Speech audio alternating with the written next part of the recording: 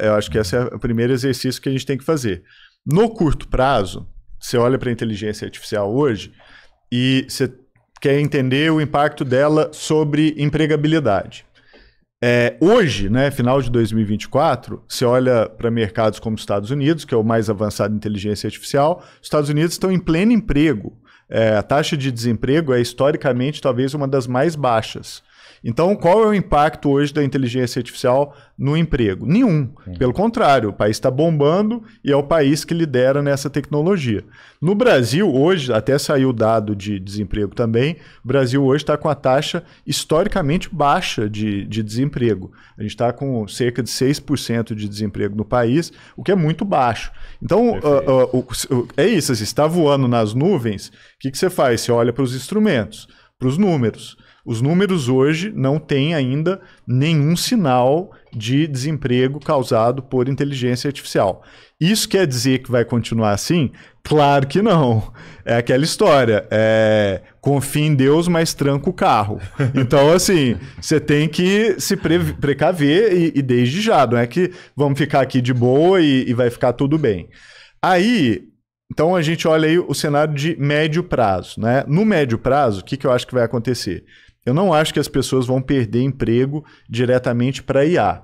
Elas vão perder emprego para alguém usando IA melhor do que elas. Então, a IA é uma ferramenta muito poderosa. Um advogado que não usa IA e um advogado que usa inteligência artificial não tem nem comparação, tá? Na capacidade de trabalho dele, na qualidade da entrega do que ele vai apresentar para o cliente. Isso vale não só para advogado, mas para arquiteto, contador, programador, designer, administrador de empresa, seja lá quem for, mesmo podcaster, né? Como a gente sabe, a gente estava falando antes, hoje você tem programa que seleciona corte de podcast, te dá a nota lá do qual é o corte que tem maior potencial de viralização. Pô, o cara que usa isso e o cara que não usa, a disparidade é muito grande. Então, isso vai gerar, obviamente, uma divisão no planeta entre quem está usando IA e usando bem, de quem não está usando IA e está ficando cada vez mais para trás. Então, isso vai pôr uma pressão muito grande em cima de política pública. A gente vai precisar investir muito em educação, especialmente no Brasil, né? Quando a gente pensa na IA como um cenário apocalíptico, né? Geralmente vem à cabeça o Exterminador do Futuro, né? Você pega lá um AR-15, sai dando tiro nos robôs e vai salvar a humanidade. A minha ideia de um herói contra a IA não é um cara com a AR-15. A ideia de o cara contra IA é, na verdade, aquele filme A Chegada. Vocês já assistiram aquele filme? Que a protagonista é uma mulher. Jodie Foster, né? Não é nem a Jodie Foster, eu acho que eu esqueci o nome da atriz. Mas os alienígenas invadem o planeta Terra, começam a destruir tudo. E aí a heroína, ela é uma linguista que é chamada para tentar entender a língua dos alienígenas, porque ao entender a língua, ela vai entender o que esses caras estão querendo aqui para tentar resolver e impedir que a Terra seja destruída. Então, é dos poucos filmes de Hollywood, talvez o único, em que o herói, né, a heroína, é uma linguista, uma professora de linguística. Com a IA, eu acho que é a mesma coisa. A gente precisa entregar para as pessoas a capacidade linguística de lidar com IA. Porque se você não tiver essa capacidade, você vai ficar para trás. O alienígena vai comer o seu almoço. A IA, ela vai fazer melhor, seja lá o que você está fazendo. Então, você precisa ter, no mínimo, a capacidade linguística de usar a IA de uma forma construtiva. Então, esse é o cenário que eu acho que é no médio prazo. E nesse médio prazo, aí você tem riscos e oportunidades.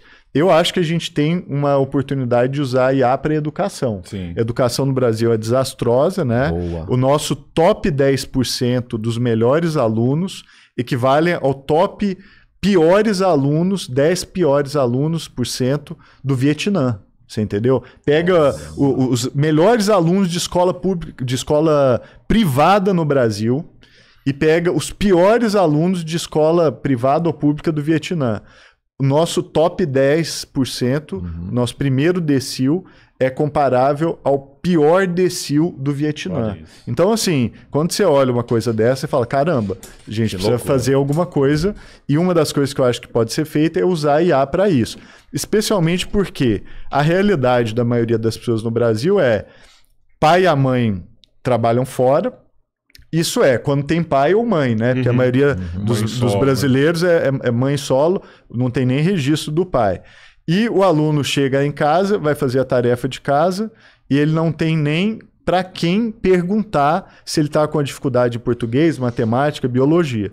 Então, eu acho que a IA, ela pode, no mínimo, suprir de alguma maneira essa lacuna do cara conseguir estudar, mesmo não tendo nenhum adulto em volta dele. Então, isso eu acho que... um professor particular, 24 horas. Exatamente. E isso eu acho que já se for bem pensado, né, planejado, integrado de uma forma pedagógica e tal, acho que pode ser bom.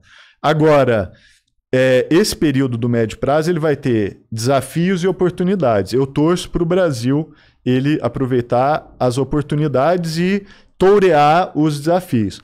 Agora, aí tem um cenário de longo ou longuíssimo prazo. Aí esse é complicado. Porque esse é o Skynet mesmo. Esse é complicado. Esse é complicado. Esse, assim, eu não vou falar muito dele, porque é especulação, mas eu vou citar o Douglas Rushkoff, que é um pensador que eu gosto muito. Ele veio ao Brasil há pouco tempo. Eu participei de um painel junto com ele. E ele me falou, Ronaldo, eu acabei de ser contratado por um grupo de 10 bilionários para participar de um retiro nos Estados Unidos. Um retiro em que a gente ficou uma semana para resolver um único problema. Eles me contrataram para pensar uma única questão, que é, se o mundo acabar e eu sou um bilionário, como é que eu faço para o meu staff, a equipe das pessoas que trabalham para mim, não se revoltarem contra mim? O cara passou uma semana num retiro com 10 bilionários, né, pessoas muito importantes, para tentar resolver esse problema, que é assim, se acabar o mundo, a gente entrar numa situação de Mad Max, eu sou um bilionário, meu dinheiro não vai valer mais nada, eu tenho um monte de gente que trabalha para mim, que pode se revoltar contra mim. Como é que eu impeço que isso aconteça? E ele falou, ao final de uma semana, a única resposta que a gente chegou que era crível, né, para evitar um cenário como esse, é que seus funcionários sejam robôs movidos por IA e que tenham a fidelidade de defender você acima de qualquer outra pessoa. Então, quando a gente pensa nisso, a gente está falando num cenário de longuíssimo prazo, né? E aí é o temor que a gente tem que ter de IA sendo usada para finalidades bélicas, né? Como armas autônomas, robô de patrulha, um cenário que pode chegar em algum momento. Aí esse cenário é muito complicado, tá? Mas, de novo, eu não vou falar muito sobre isso exatamente porque isso é especulação. Mas é uma coisa de longuíssimo prazo, mas que, se você é um bilionário, já tem gente pensando sobre essa questão, entendeu?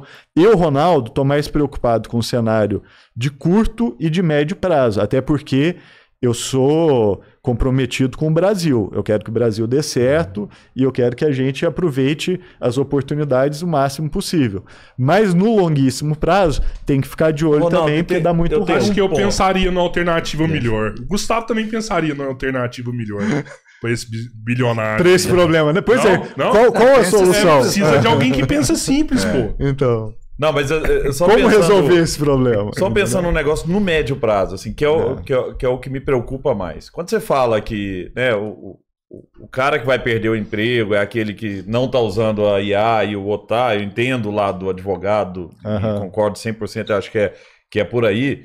Se a gente pensar, a base do emprego no Brasil não são esses caras, né? Não, de call center... que vai ser rapidamente substituído. O trabalhador de aplicativo, né, o entregador, o motoboy, o motorista Unidos, né, de Uber, motorista de caminhão. Esse é o ponto, assim, para mim, e eu tenho essa preocupação com a base, porque esse é o cara que vai falar, poxa, por exemplo, né, daqui a pouco, imagina que a maioria dos supermercados no Brasil vão ser igual a Amazon Go. Você entra, pega o que você quer e sai. Poxa, você tirou 60 pessoas que trabalham num supermercado pequeno a médio. Né? É isso. Então, poxa, é uma quantidade relevante. Aí você vai para o comércio. o comércio está cada vez mais fraco, porque você tem os players grandes, Mercado Livre, Magalu e tal, e você tem os chineses, você tem outros grandes players que começa a ficar cada vez mais difícil o cara pequeno, vendedor de chuteira aqui em Araguari, competir com um player maior. Né? Então, o ponto é esse, assim, se a gente pegar quem emprega e quem é empregado na base, no volume, porque quantos são advogados nessa pirâmide? Quantos são, pouquíssimos. Né? E quantos estão nesse lugar com essa capacidade, com essa oportunidade também de usar a IA a seu favor? São poucos. Então, mas esse é o problema, porque esse é o problema do cenário de médio prazo, né? Isso. Porque, por exemplo, a Tesla, né, do Elon Musk, qual que é o grande objetivo da Tesla enquanto empresa? Não é fabricar carro elétrico, é inventar o primeiro carro autônomo com nível de autonomia 5. A autonomia ela é medida de 1 a 5. 1 é o carro que você dirige, faz tudo. 5 é o carro que ele é capaz de se autodirigir e fazer o que você quiser sozinho. No mundo hoje a gente está no nível 4, que é o nível da Waymo, né, que funciona nos Estados Unidos, que ele tem autonomia, mas ele é limitado a uma região específica. Então, por exemplo, ele opera na cidade de São Francisco. Se você tirar ele dali, ele não consegue fazer mais nada, porque ele é treinado para trabalhar num único lugar. Esse nível de autonomia 4 a gente já tem. A promessa que o Elon Musk quer entregar é o nível de autonomia 5. Então, qual que é a visão dele? Que você vai comprar um carro da Tesla e enquanto você não está usando o carro, ele vai ficar fazendo corridas pela cidade e ganhando dinheiro para você. Então, por exemplo, você pode mandar o seu carro para Belém, buscar um pacote, o carro vai dirigir daqui até Belém, buscar o negócio e trazer aqui para você, tá? Então, o dia que isso acontecer, do ponto de vista de emprego, é um cataclisma, né, se você for pensar, porque a quantidade de pessoas que vivem no Brasil e no mundo hoje dependem de entrega, de dirigir, né, de conduzir um veículo, é uma quantidade massiva. De uma vez só, né, quando o Elon Musk inventar esse carro, ele pega o mercado inteiro da Uber, ele pega o mercado inteiro de todos os motoboys, de todas as cidades do planeta, ele pega todas as questões logísticas de transporte, então acaba com todos os caminhoneiros. E quem é que é beneficiado num cenário como esse? Quem for dono do carro. Então vai ter meio que uma corrida, né, de capital para comprar o máximo de carro possível. Se você é pessoa física, talvez você consiga comprar um ou ser sócio de um, que vai ficar ali gerando um dinheirinho para você. Se você tem muito capital, você vai querer comprar uma frota de 10 mil carros que vão ficar girando ali autonomamente, gerando dinheiro passivo para você o tempo todo, tá? Nesse cenário, aí você falou tudo. A gente está num cenário de desemprego massivo, porque uma profissão ela deixa de ser necessária. E, obviamente, como você falou bem também, a gente tem que pensar que call center pode ser automatizado, é uma grande fonte de empregabilidade no Brasil. Tem uma série de profissões que é atendente de caixa, etc., e que também pode ser automatizada. E aí, né, a crise social que isso vai ser capaz de produzir não é brincadeira. Aí a gente já está falando da transição do cenário de médio prazo para o cenário de longínquo que a gente está lá na frente. Agora, o que a gente tem que fazer? Não podemos deixar de nos preparar para esse cenário.